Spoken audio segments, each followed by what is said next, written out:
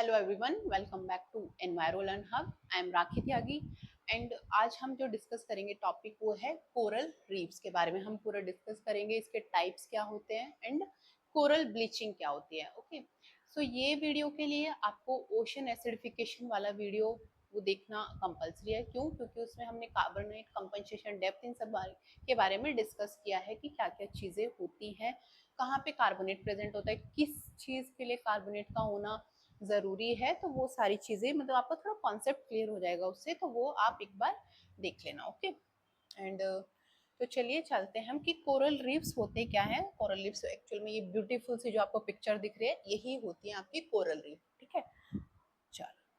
So these are the two layered invertebrate that live in a group, that is they are colonial and are related to jellyfish and sea animal। अब देखो जो coral reef, अभी reef को हम बाद में discuss करेंगे। Corals क्या होते हैं, ये एक रिलेशनशिप होता है, सिम्बायोटिक रिलेशन आप इसको बोल सकते हो, jellyfish and sea anemone का। ठीक है, and these are made up of tiny individuals called polyp. इसको हम इनको जो इंडिविजुअल्स मतलब जो इनके अंदर एनिमल्स होते हैं इसको हम बोलते हैं पॉलिप। ठीक है, कोरल पॉलिप बोला जाता है। Each polyp is like a fluid filled bag with a ring of tentacles. ऐसा लगता है कि बैग है और उसके ऊपर टेंटिकल्स मतलब कि इस तरीके से स्ट्रिंग सी निकली होती है। Okay, surrounding its mouth and looks like a tiny anemone. C anemone आप लोगों ने अगर पिक्चर नहीं देखा तो अभी मैं आपको दिखाती हूँ नेक्स्ट स्लाइड में। Polyps with in a colonial link by living tissues and can share their food. अब देखो सिम्बायोटिक रिलेशन क्या है इसके अंदर, वो भी हम पूरा भी आगे देखेंगे।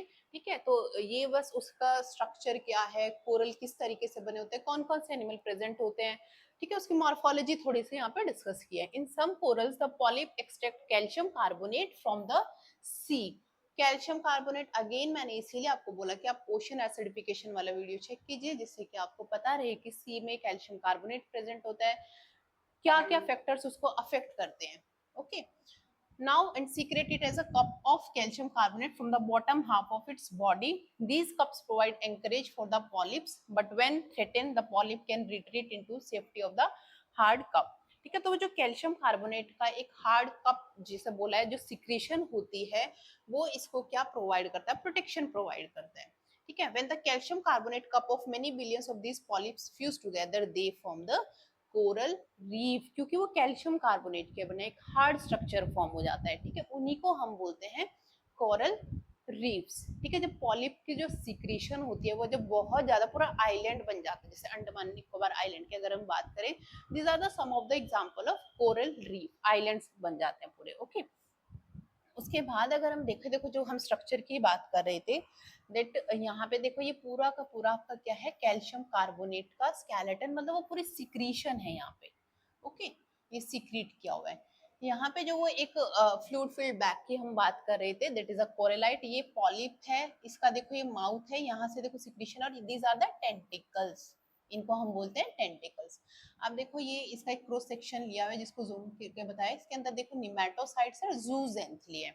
ओके, सो जूजेंथली क्या है, it is a type of algae that belong to the phylum dinoflagellata. Okay, आपको इसको फाइलम याद रखना है, फाइलम से भी कई बार क्वेश्चन पूछ लेते हैं कि जो इसके अंदर एल्गी प्रेजेंट है दैट इज जूजेंथली, वो कौन से फाइलम की है। Okay, now the corals are marine invertebrates within the class Anthozoa of the phylum cnidarian and coelenterate. ठीक है, तो कोरल्स क्या है, एक इनवर्टिब्रेट है और कौन सी क्लास से बिलोंग करते हैं, anthozoa of the phylum cnidaria and coelenterates. Okay, तो ये दोनों चीजों को आपको याद रखना है कि जो जूजेंथले है वो कौन से फाइलम से बिलोंग करता है एंड आपका जो कोरल है वो कौन से फाइलम से बिलोंग करता है। ये क्वेश्चन बन जाता है कई बार ना एग्जाम में, तो इसको भी आप लोगों को याद रखना है। This is about the structure कि किस तरीके से जो हम पॉलिप की बात कर रहे थे उसके अंदर क्या क्या चीजें होती है, क्या कहाँ पे जूजेंथले रहती है। सी एनिमोन देखो इस तरीके का ही होता है, उसका भी ना फ्लैजिलेटेड बॉडी होती है। Okay, next is the type of coral. अब देखो जो कोरल होते हैं दो तरीके के होते हैं, एक होता है स्टोनी कोरल एंड एक होता है सॉफ्ट कोरल भी, जिसको हम बोलते हैं स्टोनी मतलब हार्ड कोरल हो गया आपका। So some stony coral obtain their food from one cell organism called zooxanthellae. अब ये एल्गी है तो ये क्या करेगी, फोटोसिंथेसिस करेगी, तो ये सिम्बायोटिक रिलेशन अब आपको यहाँ पे समझना है कि जो जूजेंथली है वो इसको क्या प्रोवाइड करती है, फूड प्रोवाइड करती है। Zooxanthellae are single cell organism that use sunlight for photosynthesis and transfer 95% of the food they produce to coral polyps. तो जो polyp है उसको zooxanthellae, उसके अंदर अभी हमने देखा था ना टेंटिकल्स में ये रहती है, तो वहां पे देखो ये zooxanthellae यहाँ पे प्रेजेंट होती है, फोटोसिंथेसिस करेगी और ये इसको न्यूट्रिएंट प्रोवाइड करेगी और बदले में इसको क्या मिल रहा है, प्रोटेक्शन मिल रही है. Okay. The zooxanthellae receive protection from the currents and herbivores. Herbivores जो green plants के ऊपर या green algae है तो उनके ऊपर feed करते हैं.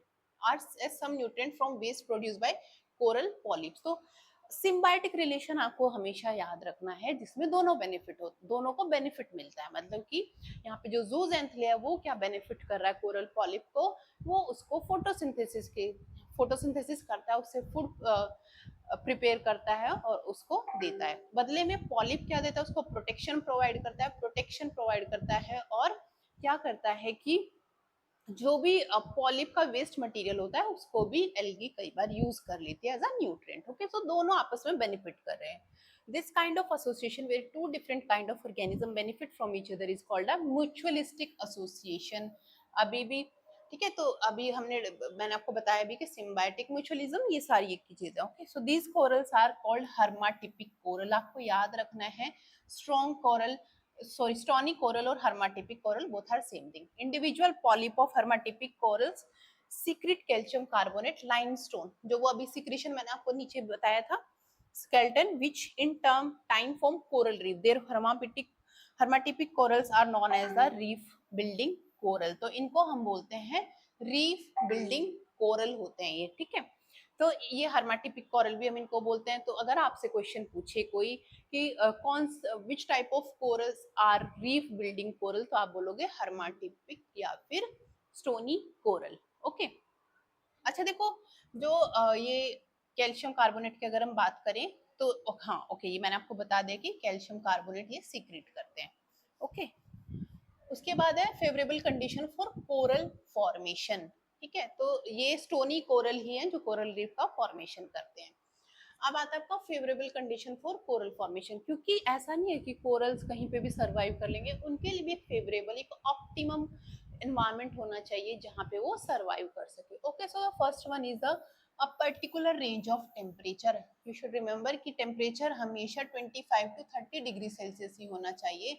इससे ज्यादा या इससे कम टेम्परेचर होगा तो दे विल नॉट सरवाइव, वो सरवाइव नहीं कर पाएंगे. Second is the sunlight. अब सनलाइट ऑब्वियसली क्योंकि हमें टेम्परेचर चाहिए, एक टेम्परेचर मेंटेन होना चाहिए, तो उसके लिए सनलाइट की जरूरत है. अगेन टेम्परेचर के लिए भी नहीं, सनलाइट क्यों, क्योंकि इसके अंदर तो क्या है, एल्गी प्रेजेंट है. अब एल्गी प्रेजेंट है तो उसको तो सनलाइट की जरूरत होती है, बिकॉज उसको फोटोसिंथेसिस करना, उसको फूड प्रिपेयर करना है. Third is the generally clear water, low turbidity. अब लो टर्बिडिटी, टर्बिड होता है जो गंदा पानी होता है जिसमें विजिबिलिटी कम होती है.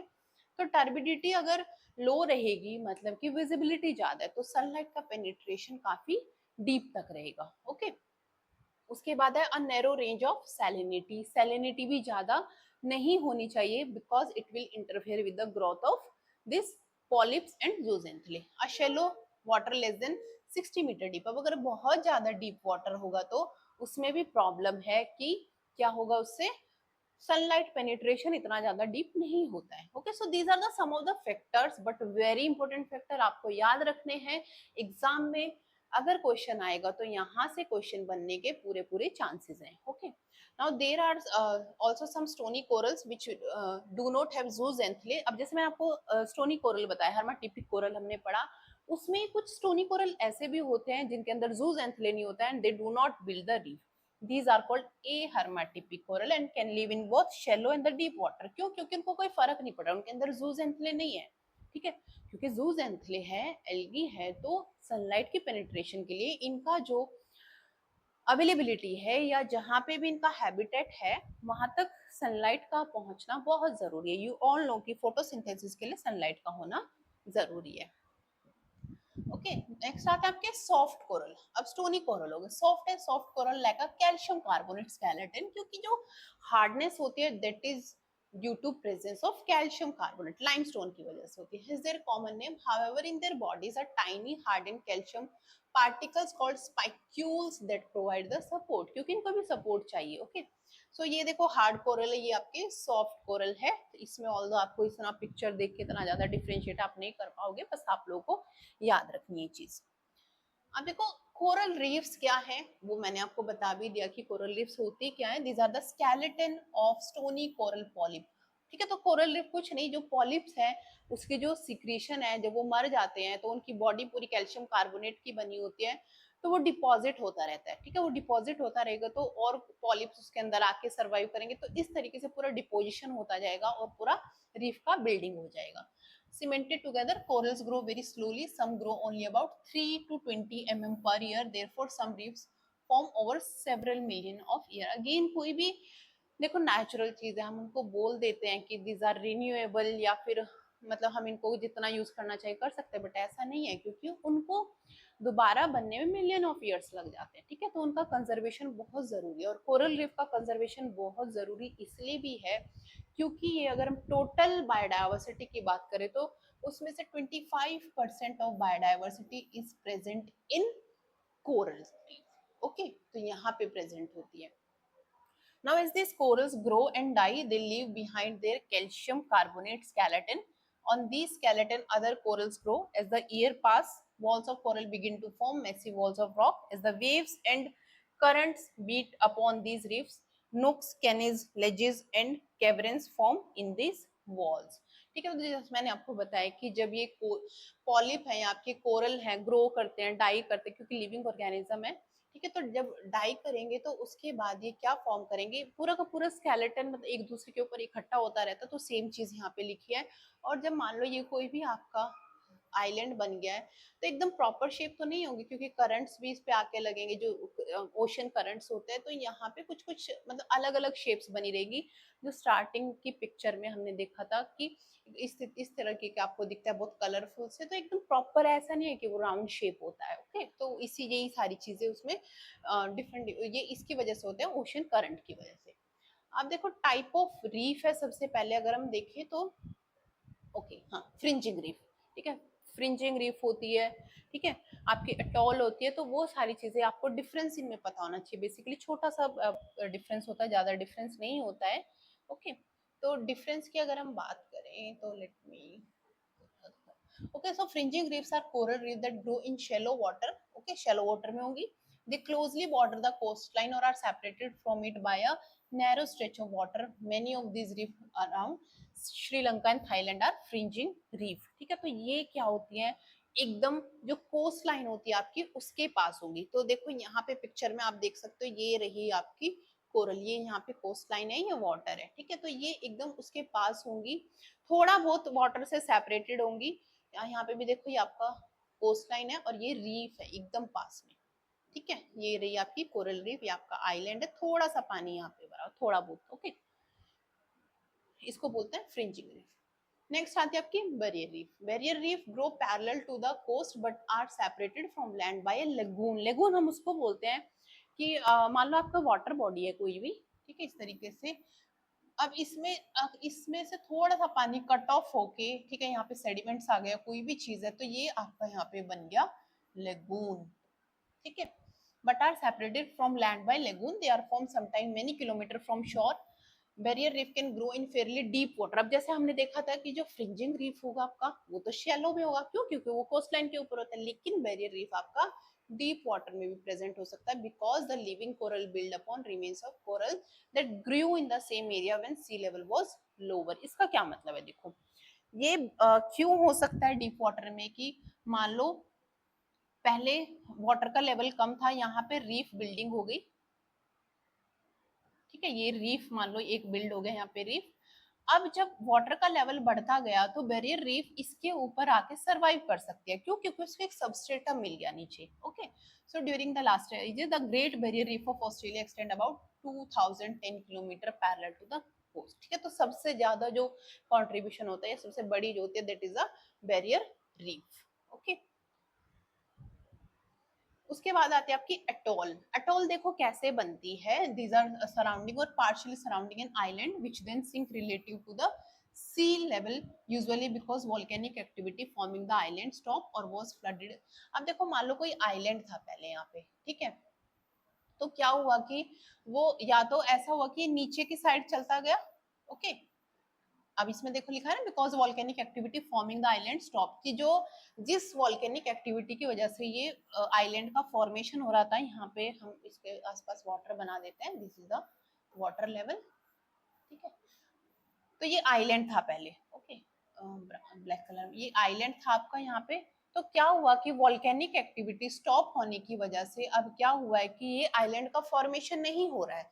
तो क्या होगा, कुछ टाइम बाद ये वाटर का लेवल आपका इंक्रीज हो जाएगा, और इतना इंक्रीज हो जाएगा कि ये जो है नीचे नीचे की साइड सबमर्ज्ड हो जाएगा, और आपका अब वाटर यहाँ पे होगा और ये यहाँ पे होगा, ठीक है।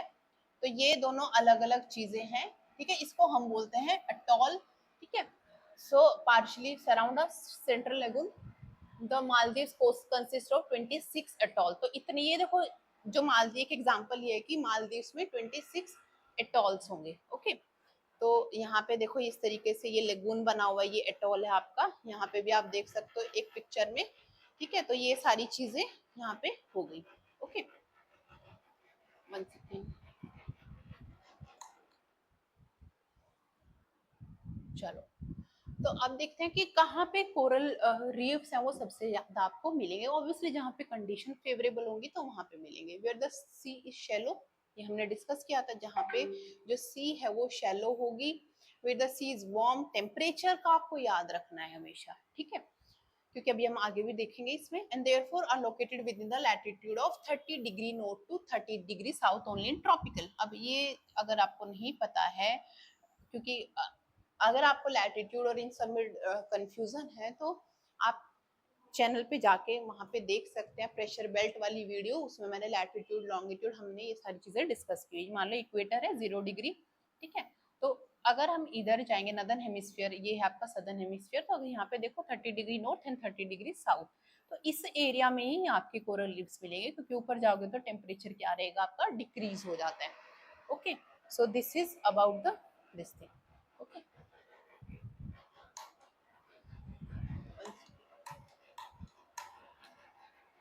चलो अब देखते हैं what is the importance of coral reef, कि क्या इम्पोर्टेंस है इनकी, क्यों हम इतनी देर से कोरल रीफ के अंदर ये चीजें होती है, ये सारी चीजें हमें क्यों पढ़ रही है, क्यों हमें इसका कंजर्वेशन करना है। Because they provide the provisioning service. अब इकोसिस्टम में ना अलग अलग तरीके की सर्विस होती है, प्रोविजनिंग सर्विस होती है, रेगुलेटिंग सर्विसेज होती है, सपोर्टिंग सर्विसेज होती है, एस्थेटिक सर्विसेज होती है, ठीक है। कोई भी इकोसिस्टम आपको ये 4 सर्विसेज प्रोवाइड करता है। तो कोरल रीफ भी, अगर मैंने आपको बोला कि इतना ज्यादा बायोडाइवर्सिटी है इसके अंदर, तो ऑब्वियसली आपको कुछ ना कुछ प्रोवाइड कर रहा होगा। So they support human life and livelihood and are important economically, ठीक है, क्योंकि इसके अंदर इतनी बायोडाइवर्सिटी, फिशेस वगैरह, ये सारी चीजें, और ये इतने कलरफुल होते हैं, एल्गी इतनी सारी होती है इनके अंदर, तो ये आपको प्रोविजनिंग सर्विस प्रोवाइड करता है। People depend directly and indirectly on coral reef for their livelihood, food and other resources. फिर आता है आपका regulating service. Now, coral reef protect the shoreline and reduce the flooding. Very importantly, coral reef protect the shoreline, providing a physical barrier. क्योंकि देखो अब regulating service का क्या मतलब है कि ये क्या कर रहा है, कोरल रीफ मैंने आपको बताया कि हार्ड स्ट्रक्चर होता है कैल्शियम कार्बोनेट का। अगर मान लो ये किसी भी कोस्ट लाइन के पास है, तो ये आपको एक ये वॉल की तरह आप इसको समझो।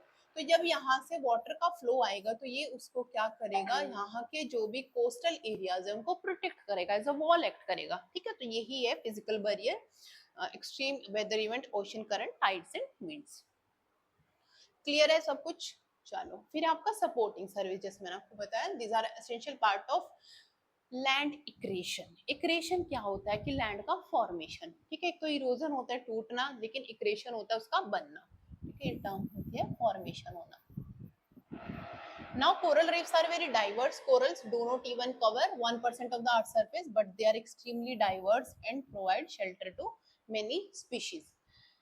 Coral reefs have high primary productivity. Primary productivity क्या होता है, जो कि ग्रीन प्लांट्स जो सनलाइट को यूज करके जो भी प्रोडक्टिविटी होती है उसको हम बोलते हैं प्राइमरी प्रोडक्टिविटी। अगेन ये अपने आप में बहुत अच्छा टॉपिक है, productivity, net primary productivity, GPP, मैं ये भी आगे फर्दर वीडियोस में डिस्कस करूंगी।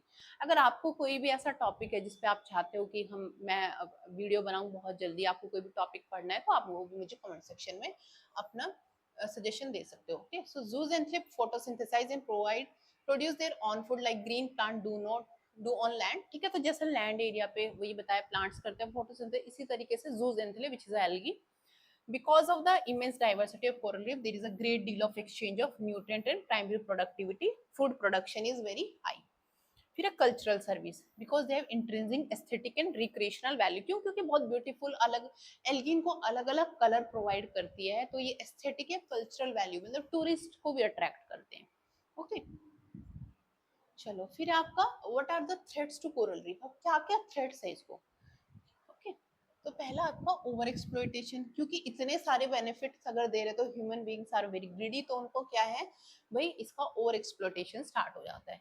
Coral mining again, okay, sediment nutrient and chemical pollution, that is also anthropogenic factor. Irresponsible tourism, global warming, global warming वही कि अगर आप टेम्परेचर इंक्रीज करें तो ओशन एसिडिफिकेशन हो जाएगा और उसकी वजह से क्या होगा, एल्गी मर जाएगी। Effect of increase in ocean temperature, coral bleaching. ठीक है, ये तो अभी हम देखते हैं, कोरल ब्लीचिंग पढ़ना भी है। Effect of sea level rise, क्योंकि ये तो शैलो वाटर में होती है। Effect of more dissolve CO2, ocean acidification. Okay, तो देखो कोरल ब्लीचिंग क्या है, जैसे ब्लीचिंग से आपको समझ आ रहा है कि कलर उसमें से चला जाएगा। When corals are stressed by changes, थोड़ा colour changes in conditions such as temperature, light or nutrient, they expel the symbiotic algae living in their tissues। ठीक है, तो जब कोरल को स्ट्रेस होता है, मतलब आपने वहां पे टेम्परेचर इंक्रीज कर दिया, बहुत डिक्रीज कर दिया, या फिर आपने लाइट को कट ऑफ कर दिया, या न्यूट्रिएंट वहां पे नहीं मिल पा रहे हैं, तो जो एल्गी है, बिकॉज जूस एंथले को अगर लाइट नहीं मिलेगी तो फूड प्रिपेयर नहीं कर पाएगी। ओके, तो वो वहां से निकल जाती है। Okay, causing them to turn completely white, this is called coral bleaching. Okay, तो कलर तो क्योंकि एल्गी की वजह से उसको मिल रहा था। Now coral depth, bleach coral can survive depending on the level of bleaching in the recovery of sea temperature to normal levels. ठीक है, तो देखो ये है कि ऐसा नहीं कि वो एकदम से कोरल की डेथ हो जाएगी उस पॉलिप की, ऐसा नहीं होता है। जो ब्लीच कोरल होते हैं जिसमें एल्गी नहीं है, वो तब भी सर्वाइव कर सकते हैं, लेकिन वो तब तक सर्वाइव करेंगे। एक टाइम पीरियड होता है कि आप मान लो जो हमने जो भी कंडीशन, या हमने टेम्परेचर इंक्रीज हुआ था, कुछ भी हुआ था, अगर हम उनको रिमूव कर देते हैं तो वो वापस से उसी स्टेट में चली जाएंगी। ओके, इसको हम बोलते हैं resilience. Okay, resilience and resistance, these are two terms, तो ये भी मैं आपको बताऊंगी डिटेल में पूरा। ठीक है, पूरा सिलेबस हम लोग यहाँ पे पढ़ेंगे यूजीसी एनवायरमेंटल साइंस का, डोंट वरी, हर एक टॉपिक को बहुत डिटेल में पढ़ाया जाएगा। Okay, if heat pollution subside in time over a few weeks, the zooxanthellae can come back to coral and restart the partnership। ठीक है, अगर सारी कंडीशन वापस से फेवरेबल होगी तो वापस आ जाएंगी, but in cases of severe bleaching and prolong stress in the external environment it led to coral death. ठीक है, तो अगर वही है कि एक्सट्रीम आप कर दोगे तो अल्टीमेटली इनकी डेथ हो जाएगी। नेक्स्ट आपका देखो, यहाँ पे कोरल ब्लीचिंग को डायग्रामेटिकली हमने देखा है कि ये आपका हेल्दी कोरल है। ठीक है, यहाँ पे देखो पंजा, ये सॉरी एल्गी है। ठीक है, इसको यहाँ पे इसका क्रॉस सेक्शन बनाया इस तरीके से। फिर आपका स्ट्रेस्ड कोरल, जिसमें से देखो ये एल्गी बाहर आ गई है, अभी इसकी डेथ नहीं हुई, लेकिन ये है आपका कि पूरा वनरेबल हो गया, अब ये ब्लीच हो गया, यहाँ से निकल गया है।